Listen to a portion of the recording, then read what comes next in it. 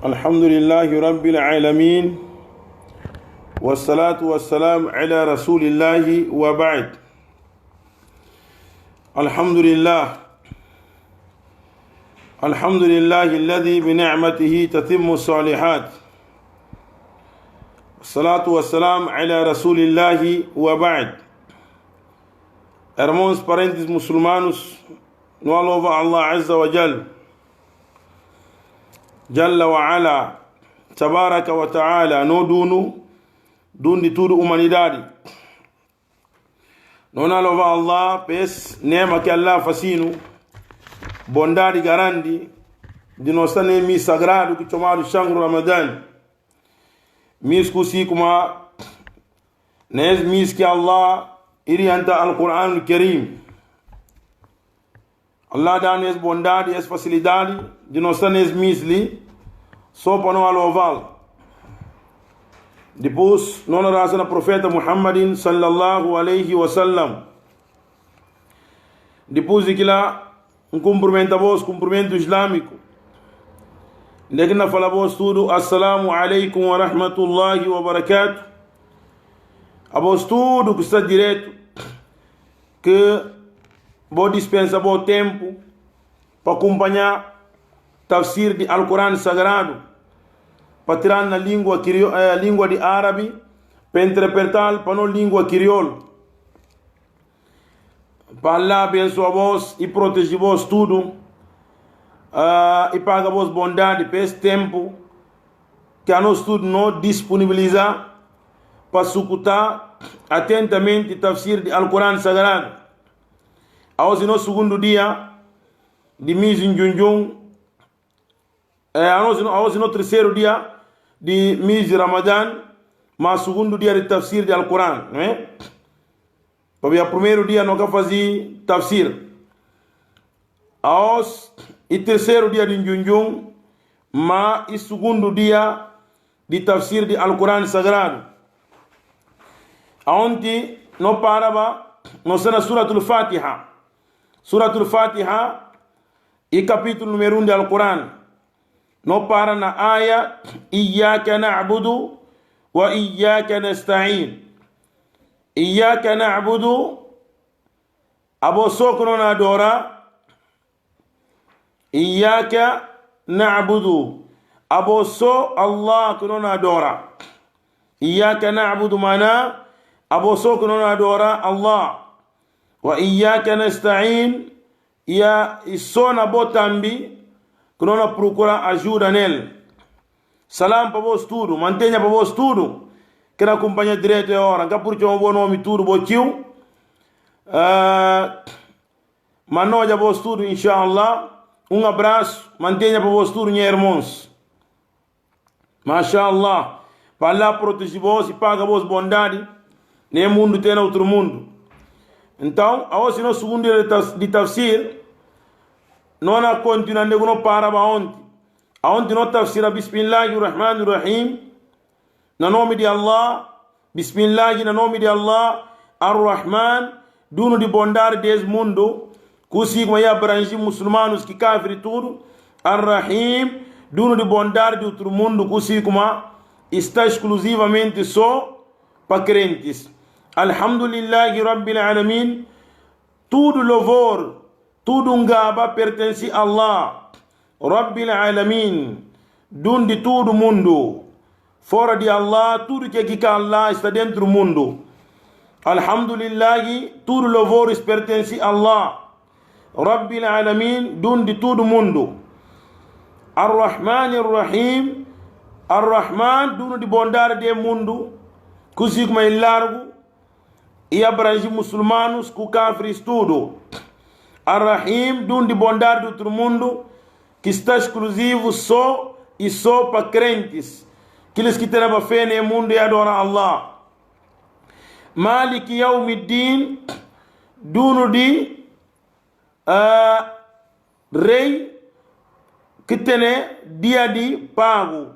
Malik Yawmiddin, Malik e rei, que tem esse poder, que tem conta, Yawmuddin, de dia do outro mundo, rei de dia do outro mundo, Malik Yawmiddin.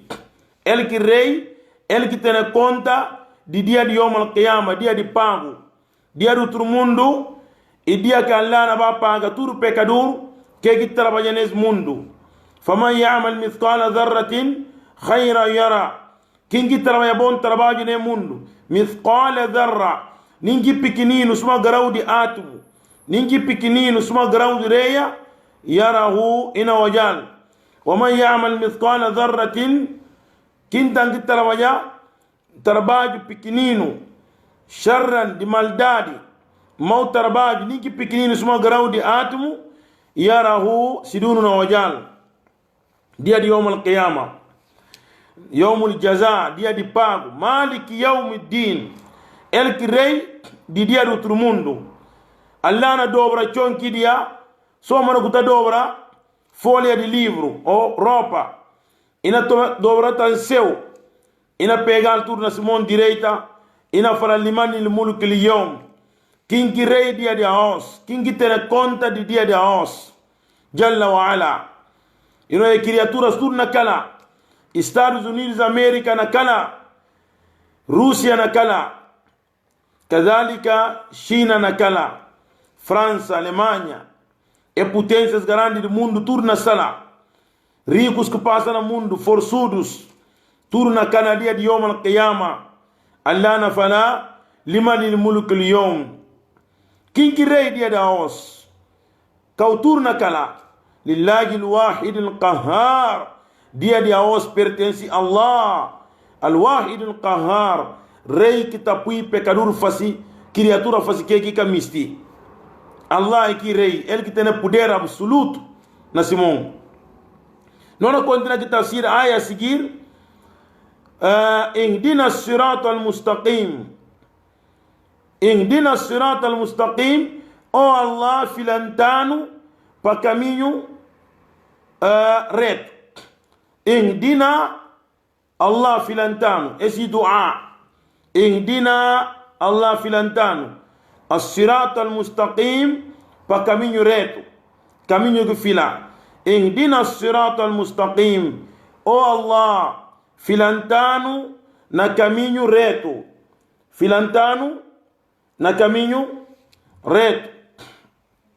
Naam, esse dua, filantano na caminho reto, sirat al-mustaqim, e que caminho que Allah da profeta e bem com ele, que caminho que Allah da Muhammad para bem mostrando para nós seguir, todo nós chega na contentamento de Allah, todo nós chega na glória de que nós tudo não misbai.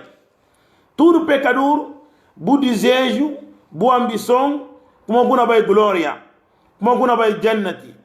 Agora, caminho que não leva a glória, que Allah da Muhammad para bem mostrando, sallallahu alaihi wasallam. Que está falando sirat al-mustaqim, caminho que o profeta bem com ele, que para seguir al-Quran com sunna, subobi sirat al-mustaqim, se significado, e para seguir al-Quran com sunna.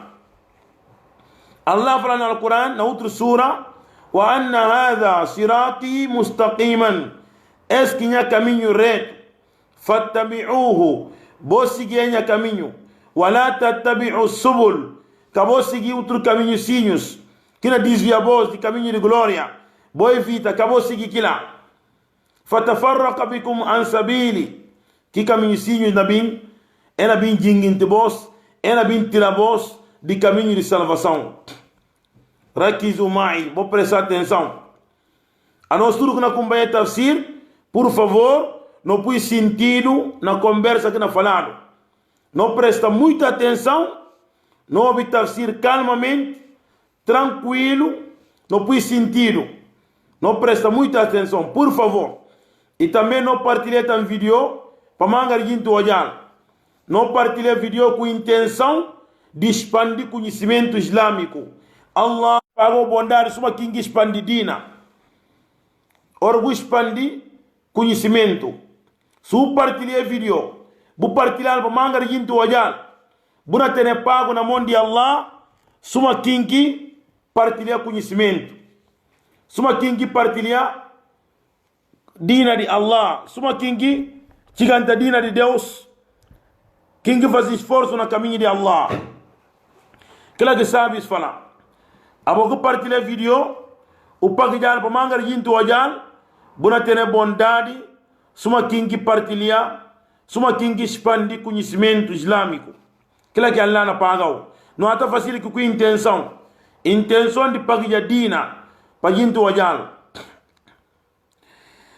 não fala ihdina sirata al-mustaqim o Allah filantano na caminho reto filantano na caminho reto kila que aya que está na suratul Fatiha caminho reto Allah fala esquinha caminho reto bo seguir acabou seguir caminho sinhos caminho reto e al-Quran com sunna para você seguir al-Quran com sunna acabou seguir outro caminho mais caminho reto e que o profeta bin quel e acaba kila que caminho garante que vai para glória para jannati quem que me vai glória quem que me vai jannati buna sigi que caminho garante que profeta bin quel disse caminho de bugarandis disse caminho de bustas caminho de bucaramoko sigi caminho de profeta Muhammadin sallallahu alaihi wasallam kila que sirat al-mustaqim maozi pena mangar musulmano sana islam e sana islam ma ena sigi caminho de ser garandis outro sana islam ma ena sigi caminho de ser ustaz caminho de ser caramoko kila comanda manga de divergência tem a na dina bogono ta musulmanos pagija buta pensa que é al-Quran buta pensa que é Muhammad e que é Kaaba e que é Allah que não adora mas não pagija pa manga de caminho não pagija pa manga de caminhos que tem a na dina so man que profeta falava já milla kulluha fi nar nya povo na bin dividi para 73 caminhos kulluha fi nar tudo 73 caminhos na baina fogo do inferno illa millatan wahida se que caminho só é punta profeta que é aquele caminho mahia profeta fala ma ana alayhi wa ashabi caminho profeta pega a mim que tinha sahabas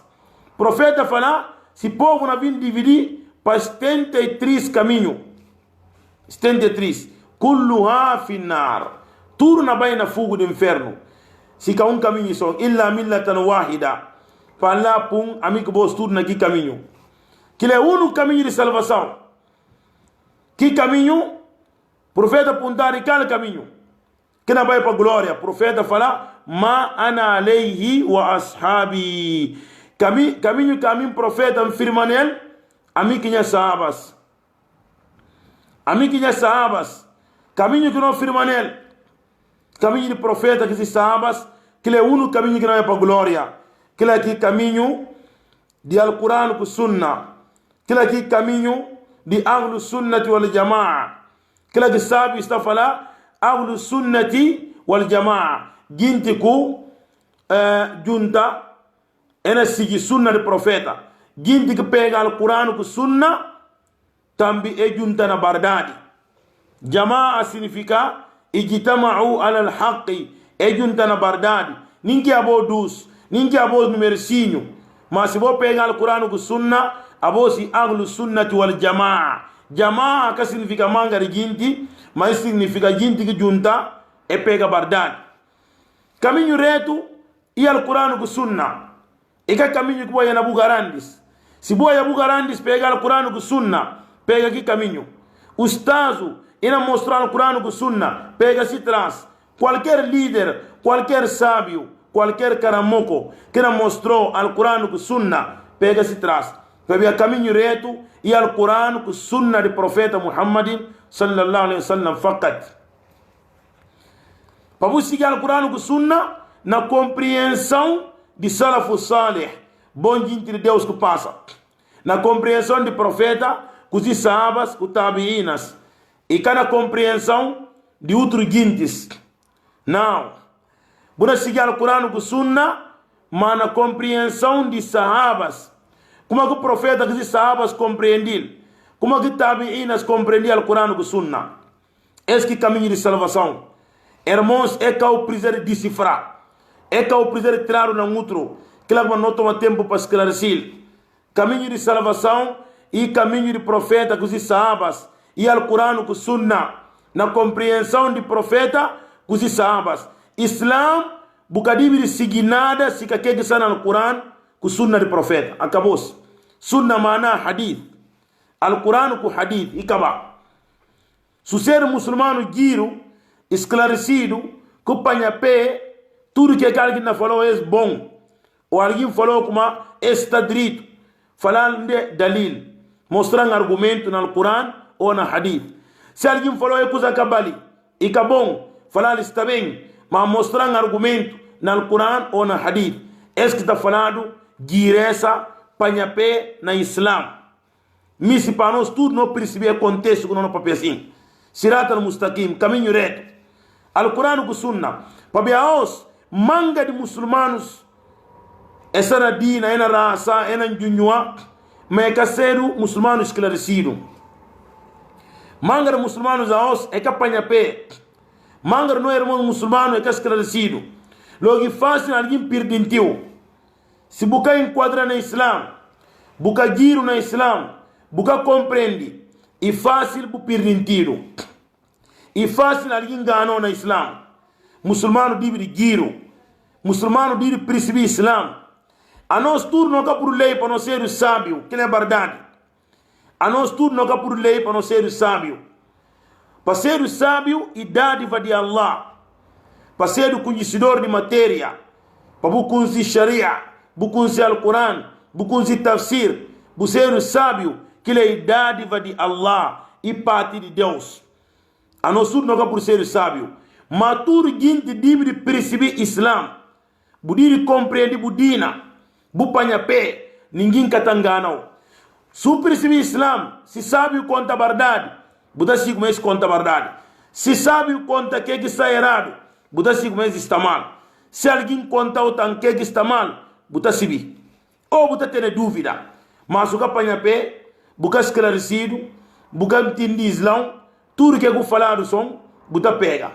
Tudo que eu contado, Buda fia. Também fácil para alguém levar na perdição. E fácil para alguém entrar no Sirat al-Mustaqim. Ihdina Sirat al-Mustaqim. Oh Allah, filantar no caminho reto. Que é o significado da palavra? Oh Allah, filantar no caminho reto. Caminho reto, tudo muçulmano deve firmar o barel. Bupanha pé, esclarecido. O pegar o Corão com sunna.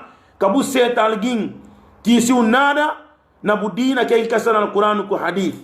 Tudo que alguém na falou é bom, é cabali. Esse dina, falar mostrar um argumento na Al-Quran, de que Allah falece. De que o profeta fala como é bom. A os que ela comanda manga de muçulmanos levado na caminho que cabali. Pabia, é que aponta argumento, é que apanha pé. Tudo que é falado som, é bom. Mas não é que entra fácil, assim não é fácil. Não, esse dina, esse coisa grande. Ihdina Sirat al-Mustaqim. Oh Allah, filantar no caminho reto. Sirat al-Mustaqim, caminho que fila. Não falei al-Quran com sunna. Ahlu sunnati wal jama'a. Ta'ifatul mansura, firqatul najia. Único caminho, que caminho reto que não é para glória. E gente de sunna. A nós tudo não dizem barcane barco. Não barcane canoa. Pele bano para glória. Ahlu sunna. Gente que pega al-Quran com sunna de profeta. Budista, tudo caminho que é sunna. Não está pronto para pegar. Não está pronto para pegar caminho de Ahlu Sunna. Único caminho de verdade. Para lá dar facilidade. Pergunta na fica para o último parte de tafsir. Ora que tafsir acaba, não é responder perguntas. Além de outro gente na fazer pergunta, não guarda questões, perguntas para a última parte de tafsir. Ora que tafsir na acaba, não é responder perguntas. Ihdina Sirat al-Mustaqim. Allah filantar no caminho reto. Allah conta e qual caminho? Siratul ladina, caminho de que gente an'amta alayhim, que gente que faz cinema para ele, que gente que faz bondade para ele. Ghairil maghdubi, fora de aqueles que companheireba dele. Ghairil maghdubi alayhim, fora de aqueles que companheireba dele. Wala dallin, com aqueles também que perdi. Ihdina Sirat al-Mustaqim. Allah filantar na caminho reto. sirata alladhina kamiri ki gindi kufasi bondadi parel bufasi nema parelis غير المغضوب عليهم fora di kilis kusi kuma bupanyareba ruba delis bupanyareba delis wala dhalina ku kilis tankusi kuma pirdi loguli Allah qasama Allah an-nasa ila thalathati awsaf Allah qasama an-nasa ila thalathati awsaf siratal ladhina an'amta alayhim alladhina أنعم الله عليهم غير المغضوب عليهم ولا الضالين آمين. Três grupos. Na última parte de Fatiha, Allah divide pecadores para três grupos. Última parte de Surah Al-Fatiha, Allah divide pecadores para três grupos. Siratal ladhina an'amta alayhim. Caminho de que gente que Allah faz bondade. Lá que nós pedimos Deus, para filantano para que caminho todo dia kunona rasa nota pidi Allah filantanu pa kamiri ki gindu ku fasi bondadi siratal ladina kamiri ki gindis an'amta alayhim ku fasi bondadi parelis. Esse primeiro grupo. Segundo grupo, ghayrul maghdubi alayhim fora de kilis ku panhareba deles wala dhalina tambi ki kilis ki perdi ko filantanu na kamiri de kilas. Logo três grupo. Sheikh Abdullah Saidi, masha Allah. Assalamu alaikum wa rahmatullah. Barakallahu fiik. Palla pui baraka na vos tudo que na acompanha tafsir. Palla pui baraka na vos tudo e paga vos bondade. E última parte de Surah Al-Fatiha, Allah divide para três grupos. Caminho de aqueles que Allah faz bondade, siratal ladhina an'amta alayhim. Gos não conta três grupos e para quem? E preciso contar caminho daqueles que Allah baquim que sirata alladhina an'amta alayhim غير المغضوب عليهم كلا baquim ولا الضالين كلا baquim. Nota pide Allah na Fatiha ihdina sirata al-mustaqim. Allah filantano na caminho ret sirata alladhina an'amta alayhim caminho que ginti ku faz bondade para ele kala kal ginti que Allah faz bondade para ele kilis ku si com Allah respondi na outra sura ومن يطع الرسول ومن يطع الله والرسول فأولئك مع الذين أنعم الله عليهم فأولئك مع الذين أنعم الله عليهم من النبيين والصديقين والشهداء والصالحين. الله فلا ومن يطع الله والرسول تركين سيجي الله كسمين سجيرو فأولئك مع الذين تركين سيجي الله كسمين سجيرو abona staku jintis an'ama Allahu alayhim buna staku ki jintis que Allah faz bondade para ele que kal jintis minan nabiyina profetas was-siddiqina ku verdadeiros was-salihina ku bom jintis was-shuhada ku mártires aqueles que morram de jihad was-salihina ku bom jintis de Allah bom cativos de Allah. Esse nível de pecadores diante de Deus maratibun nas arba'a. Nível de pecadores e quatro.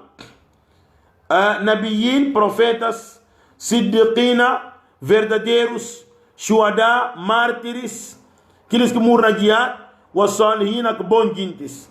Pecadores têm quatro níveis diante de Allah. Esses níveis de pecadores na glória. Pecadores têm quatro níveis na Jannah. Nível de profetas, nível de profetas, nível de verdadeiros, nível de mártires, aqueles que morreram na jihad, aqueles que mataram na jihad, com nível de bom gentes de Allah. Esses quatro níveis. Logo, esses que gentes que Allah fala, siratal ladhina an'amta alayhim. Esses gentes que Allah faz cinema. Alladhina an'amta alayhim, gentes que Allah faz cinema, e quatro grupos. Profetas, verdadeiros, gentes que morreram na jihad, ku bon jintis de Allah. Nota pide Allah tudo dia pe filantano na caminho de jintis. Caminho de jintis le. Esse bakingo ora que na baina caminho de jinti, sabes fala e jintis que Allah faz bondade para ele, alladhina arafu al-haqqa wattaba'uhu. E jintis que conhece verdade e segue verdade. Allahu Akbar. Profetas, verdadeiros, mártires, bom jintis de Allah. E gentes que conhecem verdade e sigil. logo tudo pecador que me faz parte do grupo buna procura bardade buna kunsi bardade e kababu sigi bardade kabu desvialde procura kunsi bardade bu sigi bardade buna sane grupo siratal ladina an'amta alayhim gintis que Allah fa cinema parel buna sane gintis li na grupo de profetas verdadeiros mártires que bom gintis de Allah procura kunsi bardade seta bardade sigi bardade emana profeta da fala na hadis Allahumma harina al-haqqa haqqa Allah sortiano bardade mostrando bardade warzukuna ittiba bu sortiano pono sigi bardade pa Allah judano pono waja bardade pono sigi bardade pa be sorgu kunsi bardade bu sigi bardade kuna fasi parte de grupo siratal ladina an'amta alayhim jintis que Allah fasi bondade parel orgu kunsi bardade sigi bardade buna sane grupo sin dúvida غير المغضوب عليهم كلا فور جنت كلا بانيري بدل هم اليهود كلا سكي جوديوس جنت كلا بانيري بدل بابيدي كي بابيلس اكون سي برداد اكون ريال عرفوا الحق وخالفوه فاليهود عرفوا الحق علموا الحق وخالفوه جنت كون سي برداد ekaba edizia di bardadi judeus aliyahudu ze kunsi bardadi edizia di bardadi logo tudo pecador que kunsi bardadi bu nega sigi bardadi pus kura padal abo bu parsi du cabeça que aliyahudu judeus ninguém é muçulmano bu tarasa bu tanjunywa masuwa ja bardadi bura para bardadi bu nega sigi fa anta min al-yahud abo faz parte de judeus para o profeta fala na hadis man tashabbaha biqaumin fa huwa minhum kingi parsinti cabeça com jintis abo de kilas kingi parsinti cabeça com jintis abo de kilas então li nona fala tudo kingi com si bardade muçulmano boja bardade bu nega sigin abo bu parsinti cabeça com judeus abo de judeus no dir medi kila كلاكي غير المغضوب عليهم فور الكيلس كي الله بانيريبا ديال كيلاس كي جوديوس اكون سي برانه نيغا سيجيل ولا الضالين كيلاس كي النصارى كريستونس النصارى كيلاس كي بيردي كلا جينتس كي بيردي النصارى الزي بيردي بابيركي بابيا ادورا الله سينكو نيسمنت ادورا الله سينكو نيسمنت انتي الله نماندا profeta Isa sabis fala esi anti Allah na manda profeta Isa alayhi salatu wassalam e adorava Allah sin conhecimento e pega adora Deus e catena conhecimento depois que Allah bi manda Isa eles também e bim kunsi bardade e waja bardade na Injil na livro de Isa contra que profeta Muhammad bin son e desvia de que bardade e sigi sabura de ser alma e justa tanto judeus embarcar mesmo barco kila mana musulmano pabo adora Deus sin conhecimento abona parsin tu cabeça que ali o an-nasara kiki kunsi bardade nega seguir abo parsin tu cabeça ku judeus no príncipe Miguel musulmano que adora Deus sin conhecimento abo parsin tu cabeça ku an-nasara abo que adora Allah bura para bardade monega seguir abo suma judeus. Então, est-ce que tafsir de Surat al-Fatiha, est-ce que nota pide Allah todo dia, para Allah filantar na caminho reto, caminho que gente que Allah faz bondade, na profetas verdadeiros, mártires, com bom gente de Allah. Fora de caminho de aqueles que Allah apanhareba dele, aqueles que judeus, é com se bardade, nega seguir, fora de aqueles que estão com si, como é perdi, aqueles que cristãos, é adorar Allah sem conhecimento, depois é bem ter conhecimento e nega seguir. Tamma tafsir surat al-Fatiha, tafsir de surat al-Fatiha acaba, agora vai para capítulo número 2, surat al-Baqarah. Não vai para capítulo número 2 do Alcorão, surat al-Baqarah e capítulo número 2. É sura cria na Madina, sura Baqarah tem 286 versículos. 286 aya iria na Madinatul Munawwara. E sura queria depois que o profeta migra de Maca para Madina é quando está chamado Madaniya, suratun madaniyatun, sura de Madina, Bakara. Fatiha riana Maca, Bakara riana Madina. No conta já ontem de kuma 80 sura riana Maca, 20 sura riana Madina, 82 sura riana Maca, 20 sura riana Madina, 12 sura sábios terá divergência. Então Bakara ele riana Madina, e que suma Fatiha riana Maca. Suratul Fatiha ria entre profeta e migra para Madina, ou contra profeta sana Maca. Ma Bakara ele ria na Madinatul Munawwara, contra profeta migra para Madina. Não fala sura de Madina e tudo sura queria depois de profeta migra para Madina. Que ele está falando sura de Madina. Ninguém contra queria na chão de Madina, mas se depois de profeta migra. Bakara e sura mais grande no Corão em termos de tamanho, mas em termos de importância, valor, Fatiha é sura mais grande. Bakara em termos de tamanho mais grande. E sura kusi kuma e resumir tudo que Allah papel no Corão. Bakara e sura kusi kuma tudo que faz parte de Dina está dentro de Bakara. Tudo Allah papel dentro de Bakara.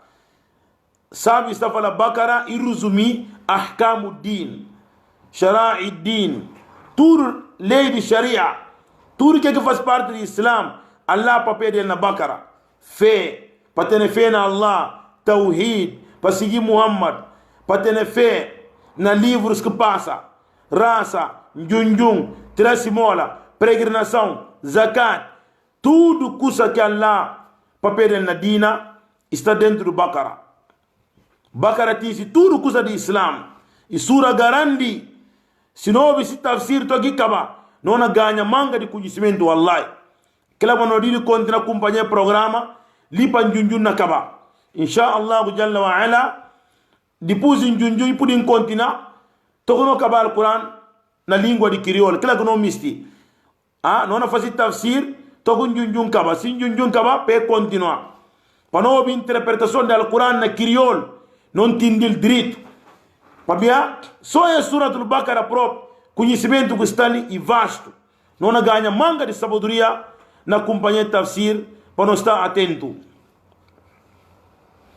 Bakara, e começa com Alif Lam Mim. E sura kusikuma, e sura de cura contra doença satânico. Bakara, e cura garante de doença de shaitan. Também proteção garante para o muçulmano para bater a suratul Bakara. Profeta fala na hadith, faz parte de bondade de Bakara, valor de suratul Bakara. Profeta fala, la taj'alu buyutakum maqabira. Acabou faz boa casa, suma caburo, suma cemitério. Fa inna shaitan ينفر من البيت الذي تقرأ فيه سورة البقرة. بابي ستناس تقول دي كاسا ندك بقرة تليلو. سورة البقرة تقول كاسا ندك تليلو. ستناس تقول دي كاسا. مفنيس تقول دي كاسا. مالدار تقول دي كاسا. الله تري أنت سي بنسون نكي كاسا. بركة كايرا بنسون sorti tabin naki كاسا. Suratul Bakara. Sabe, fala nesse zaman progo no stanen e muito bom no até na no casa. Nona começa se tafsir e sura cria na Madinatul Munawwara. Naam. Allah fala Alif Lam Mim. Alif Lam Mim e primeiro aya de Suratul Bakara. Mas significado de 3 letras Allah só civil. Nim pecador que tem no mundo que ousa traduzir letras, para o profeta apontar o significado de letras, o profeta fala, Wallahu a'lamu bimuradiha. Allah que sabe que mistique letras. Alif, Lam, Mim. ninginga kunzi significado de letra na mundo pabende que profeta próprio fala kasibi então ninguém kasibi Allah só que sabe que letra significa mas tem pecadores que tem coragem e tem coragem é ossa tio e tem pecadores que tem coragem é ossa e tá traduzir e ayas al Quran e tá fala alifun que significa Allah lamun significa Jibril mimun significa Muhammad hada tafsirun batilun esse tafsir de mentira que corresponde à verdade alifun Allah lamun Jibril mimun Muhammad esse que é verdade nem argumento de tafsir que nem sabe o que tafsir é na quarentena na majlis outro cau é traduzir sim mas é tafsir que é verdade profeta propuntado e fala só Allah que se significado de alifun lamun mimun e está falando huruful munqati'a essas letras que ninguém quer saber significado no Corão ninguém quer saber e letras de árabe mas que ninguém quer saber buna lei butena conhecimento abo sábio árabes para que conseguir saber significado desse alif lam mim isuma ha mim isuma qaf sad alif lam ra essas letras que ninguém quer saber letras que ninguém quer saber significado de letras não é para aya que vem a seguir Kutoha Yasin kila mesabi fala Toha Yasin min asma'i Muhammadin sallallahu alaihi wasallam outro sabe de tafsir fala que ela faz parte do nome de Muhammad Yasin em nome de Muhammad Toha em nome de Muhammad mas outro sabe fala não Yasin que Toha faz parte de letras tudo alif lam mim e mesmo Allah só que significado de letras ذلك الكتاب الله فلا ذلك الكتاب ايه livro que bono assim Al-Quran que Allah na chudi Al-Quran que Allah na indica ذلك الكتاب ايه Al-Quran que bono assim ذلك الكتاب ايه livro que bono assim لا ريب فيه dúvida castala ذلك الكتاب é livro que bono assim Al-Quran la raiba fihi dúvida castala esse livro que vem de Allah e palavras de Allah e vem de Allah dúvida castala é Al-Quran li palavra dúvida que pode entrar lá ninguém que pode mudar nada lá ninguém que pode mexer Al-Quran Allah fala no Al-Quran ele queria entrar Al-Quran também ele quer proteger Al-Quran inna nahnu nazzalna dhikra wa inna lahu lahafidhun Allah fala nós criamos o Quran também nós que proteger o Quran Al-Quran muçulmanos cornal e que suma livro de outros gentes e que suma livro de outras religiões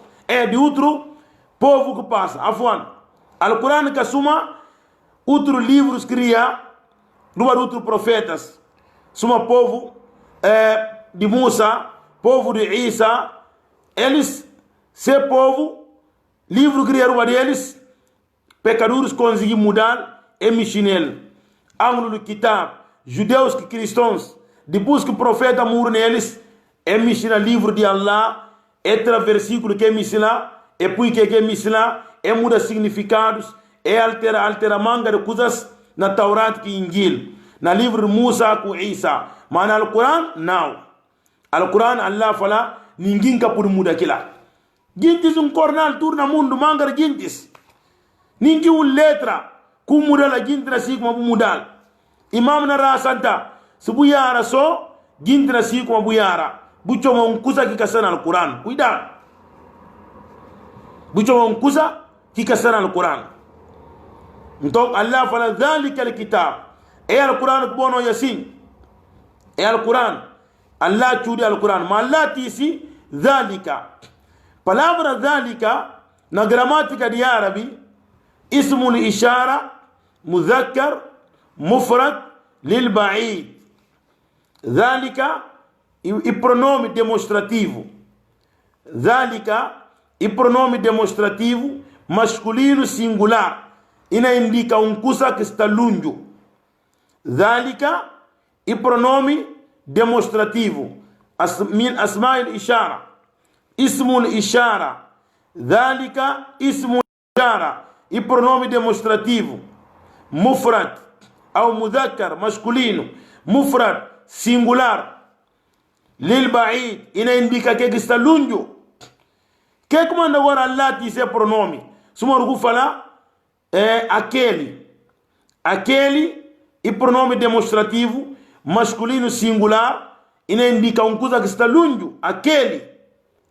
Al-Quran agora que Allah na indica que comanda Allah dice pronome que na mostra que está lungo, mas ina papia de que está perto de nós, papia de valor real di Al-Quran perante Allah. Allahu Akbar.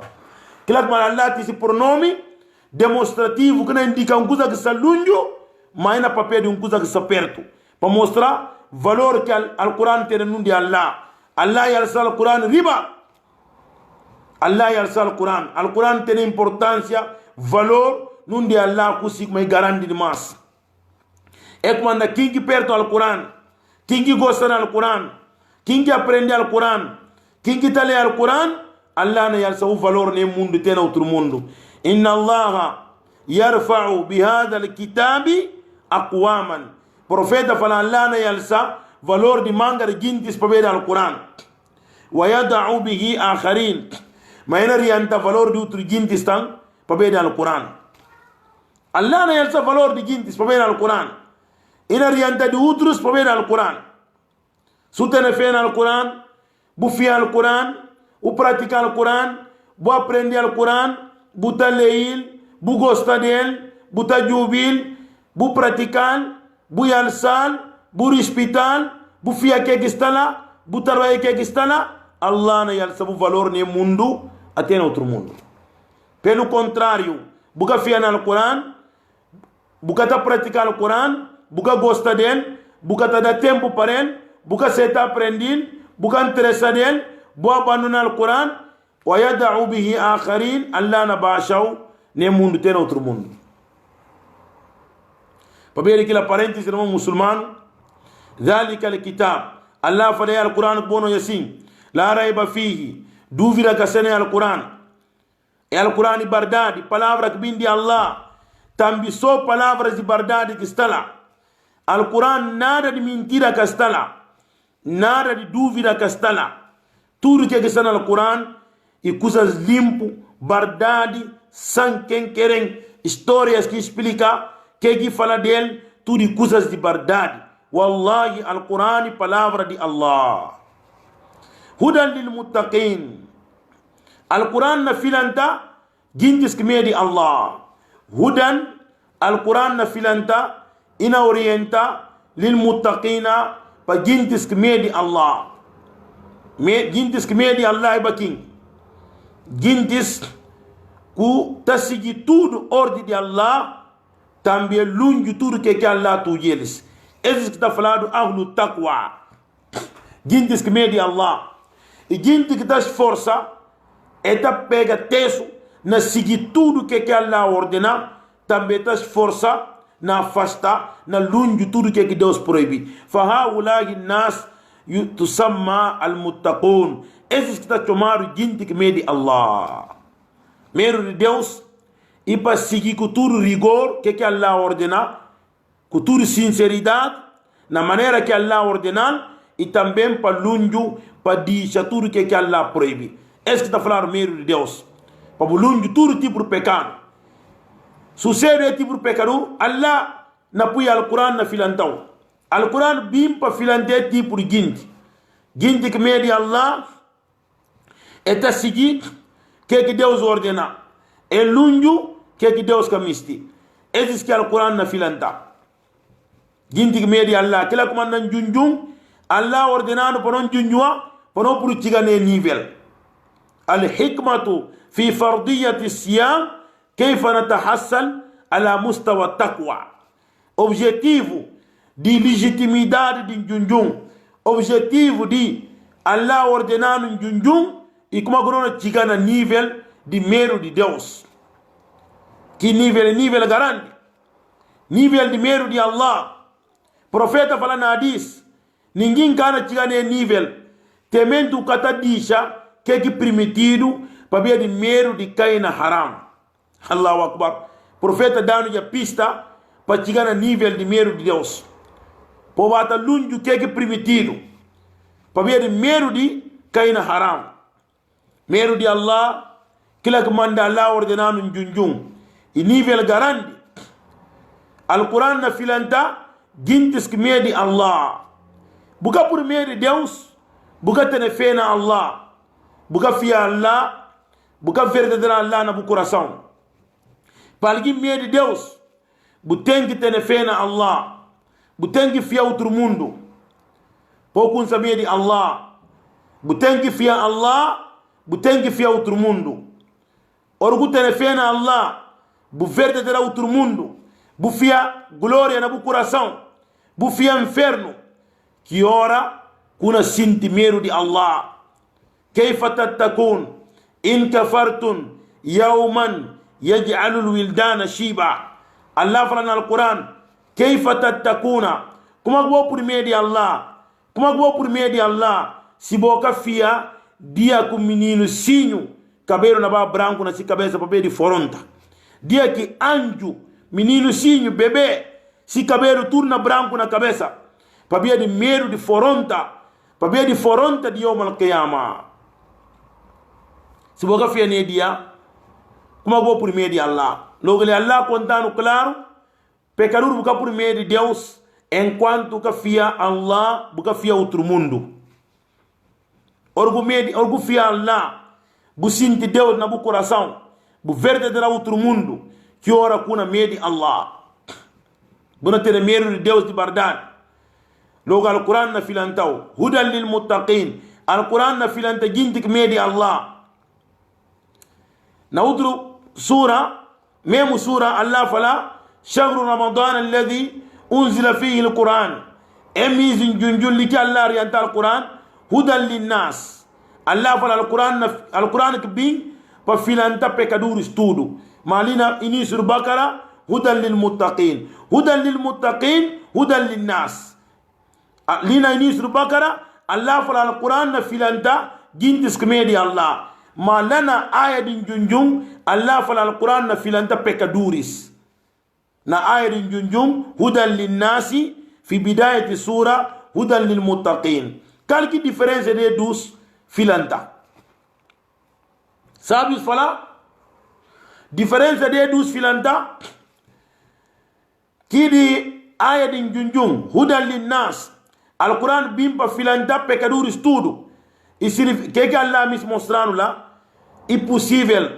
al-Quran misti filantaturu ginti que dizer pudi filantaturu ginti que seta que palavra significa tudo pecador que seta fila bu misti fila al-Quran na filanta wallahi só se contra bunega que Allah fala aqui aya que sana aya de junjung hudan linnas al-Quran bimpa filanta pecadores tudo mana al-Quran puri filanta imisti filanta tudo kingi misti al-Quran puri filanta wallahi tudo kingi misti al-Quran puri filantau ina orientau pa caminho de salvação sonsi contra bunega que significado de que hudan linnas al-Quran bimpa filanta pecadores tudo mana tudo pecador que misti fila al-Quran puri filantau e como al-Quran bimpa filanta só certo ginti não e bimpa filanta tudo ginti ma kingi misti tudo kingi misti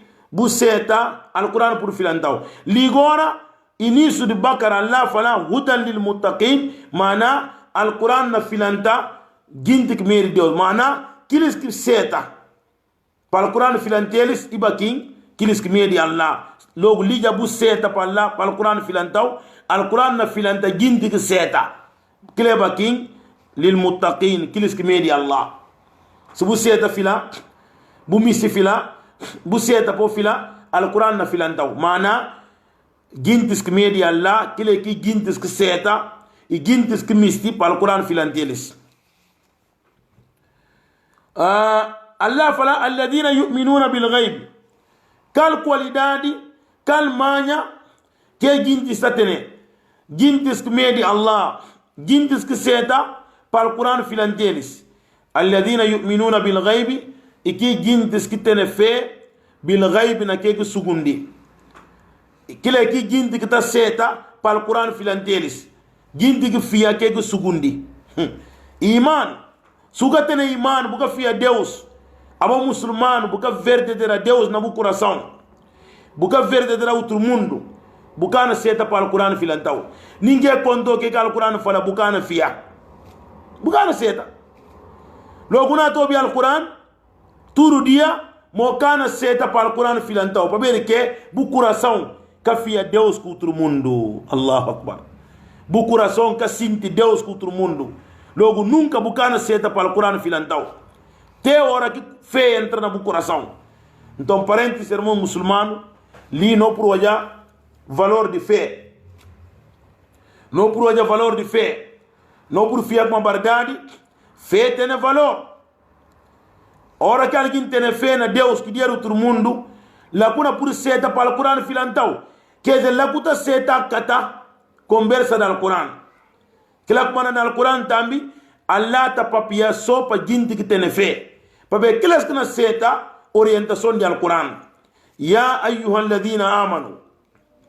Sabe de tafsir fala, subu sinti song Allah fala, ya ayyuhalladhina amanu, sibi kuma ordi kina bing o prohibição kina bing ninguém kana pudia katal sika kingi tene fé. الذين آمنوا بالله ربا وبالإسلام دينا وبمحمد صلى الله عليه وسلم نبيا ورسولا فهؤلاء الناس الخطاب خطاب الله موجها إليهم الله sempre tapa pedindo que tenha fé porque aquilo que você está cata orientação de Alcorão que Alcorão na orienta jintis que me de Allah Esikal jintis alladhina yu'minuna bil ghaibi kiris ki acredita e verdadeira bil ghaibi que sugundi Allah outro mundo vira de cova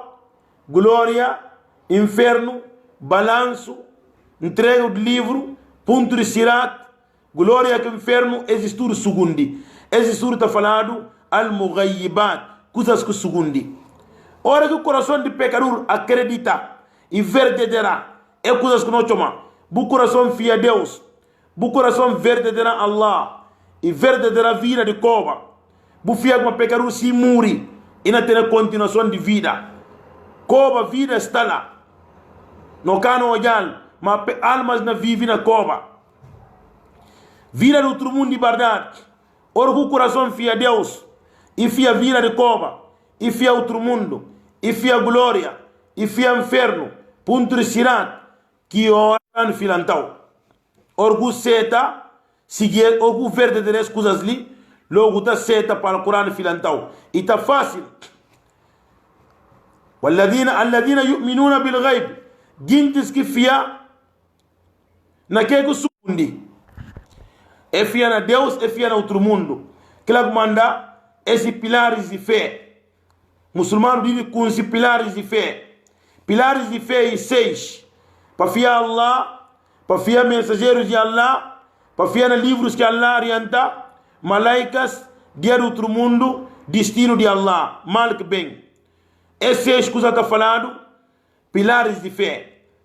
Alladhina yu'minuna bil ghaib, gintis que fia naquele segundo. Quilas que gintis que mede Allah. Buka por sana gintis que mede Deus. Buka por ter difusão na boa adoração, bu coração que acredita em coisas. Que lá que irmãos parentes muçulmanos não faz esforço, não lê fé, não procura fé, para não sentir Deus no coração, não sentir outro mundo. Que lá que muçulmano verdadeiro, buna sana gente que mede Allah. Wa yuqimuna salat, também está firmando a raça. Essa qualidade de gente que mede Allah, aquelas que Deus na conta assim. Baquim que mede Deus, bakinki alquran na filanta alquran deus fala hudan lilmuttaqin ina filanta gintik medi allah alladhina yu'minuna bil ghaib kila ki gintis ki fiyana kegu sugundi e accredita e verdedera kegu sugundi wa yuqimuna as-salat tambe ta firmanta rasa ki gintis ki medi allah eta rasa cureta mente eta firmanta rasa com sinceridade como deve ser eta firmanta rasa na maneira correta que Allah ordenou na hora na local com sinceridade eta rebaixa sua cabeça dentro raça eta completa posições de raça eta raça calmo tranquilo sem tormenta é completa posições eta guarda eta pratica tudo regras de raça na íntegra Allahu Akbar wa yuqimuna as-salat jindik medi Allah eta seta firmanta 5 horas de raça diariamente com sinceridade na hora como deve ser é que tá brinca que é hora de raça e que aqui muçulmano que tá raça 2 horas de raça é disa 3 é raça 3 é disa um som se raça yagali que aqui jindire que tem raça tartarido yagalido raça que para na caminho burasa 11 budisa amanhã burasa 2 horas de raça budisa 3 burasa 4 budisa aqui um som que le guinte que tá raça horas de raça yagalido tartarido raça que para na caminho que raça cana baliu nada aboi kafir suma kinga ta raça kinga ta raça 5 horas de raça que le que muçulmano amma kinga ta raça aboi ka muçulmano ninki bunomi Muhammad ninki bunomi Adama ninki bunomi Sunkari ninki bunomi Maryam bunomi Abubakar bunomi Demba bunomi Malang sukata rasa aboy kafirun billah aboy discrente buka medi Allah aboy ka musulman na Bissau es dúvida tem na Bissau esse dúvida que a comunidade guineense precisa de esclarecimento na Guiné-Bissau tudo quem mandinga que é muçulmano, tudo quem fula que é muçulmano, que tudo quem sarakule biafada e muçulmano, ninguém catarasa. Sinomi Mamadou, Malang, Binta, Mariama, Sunkari, Demba, Baba, mas catarasa, gente tá falando tudo muçulmano. Para como é ter nomes. Só para ver nome ele muçulmano, ou ele fula ou ele mandinga. Não na falar esse errado. Esse que faz parte do Islã. Na Bissau está falando, esse muçulmano, ué, e fula. Seu nome Mamadou. Está falando, ué, que ele é muçulmano. Seu nome Mariama, é muçulmano, e fula. É muçulmano, e mandinga. Esse mandinga é muçulmano. Seu nome Demba, é muçulmano, e mandinga. Ou seu nome Malang, ou seu nome Mariama. Assim que alguém está sendo muçulmano. Para falar, vai mandinga, vai fula. O nome Mariama, o nome Demba, o nome Abdallah. Nunca. Su catarasa, vai kafira, vai descrente. Su muri, bucadir raçado. Bucadir enterrado está no cemitério de muçulmanos. Bucadir vai enterrar lá no cemitério de kafiris. Junto com kafiris. Yom al-Qiyama, buna lanta, com kafiris garante. Firaun, Haman, Bakaruna. Esses kuna lantandado kel. Vai abu catarasa. Abu catarasa. Buna lantandado. Ku kafiris garandi dia di yom al-qiyamah. Wa yuqimuna as-salah. Allah fala jinti kimedi Allah. Kila sta firmanta rasa. Wa yuqimuna as-salah. Eta firmanta rasa. Como deve ser. Pabeiro como eles muçulmano. E medi Allah. Está na manha de jinti kimedi Deus. Alladhina yu'minuna bil ghaibi. Eta fia na kegu sugundi. Eta ne fe. Ginti kimedi Allah. Eta fia na kegu sugundi. E fia na Allah. E fia na kabur. E fia na gloria. Na inferno. Wa yuqimuna salah. Eta firmanta raça. Na hora como deve ser. Eta completa posições tudo de raça. Eta firmanta raça como deve ser. Eta raça maneira que o profeta raça. Eta pratica raça na sunna, mas que o profeta praticava. É que está inventando na raça. O mimma razaqnahum yunfikun. Também o mimma razaqnahum, a partir de que nós sorte eles, yunfikuna eta tra zakat eta investi que gno sorti eles o mimma razaqnahum a partir de que gno sorti eles gindi que medi Allah yunfikuna eta investi a partir de que Allah sorti eles na que dinheiro na que riqueza eta investi logo li é aya na papel de ujubu zakat aya na papel de obrigatoriedade de trazer zakat. O mimma razaqnahum yunfikun. Aya na papel de obrigação de tirar zakat. Jako. Que nós estamos falando? Jaka. Zakat. Logo ali, nós devemos decifrar, nós devemos parar ali, nós explicar ahkamu zakat mukhtasaran. Nós devemos papel um bocado de que está falando zakat. Zakat. Para ver que está falando tafsir. Tafsir do Alcorão e que suma tarjuma. Tafsir e que tradução. Mas ele interpretação. Não só tafsir do Alcorão. Não só interpretar o Alcorão. Interpretação e que junto com tradução. Tradução que é curto. ذلك الكتاب الليفر لي لا ريب فيه دوفر كسلا هدى للمتقين إن في الأنت جنتك ميدي الله الذين يؤمنون بالغيب جنتك في أنا كيكو سكوندي ويقيمون الصلاة اتفر من دراسة ومما رزقناهم أبارتين كيكو نصورتيالس ينفقون اتتران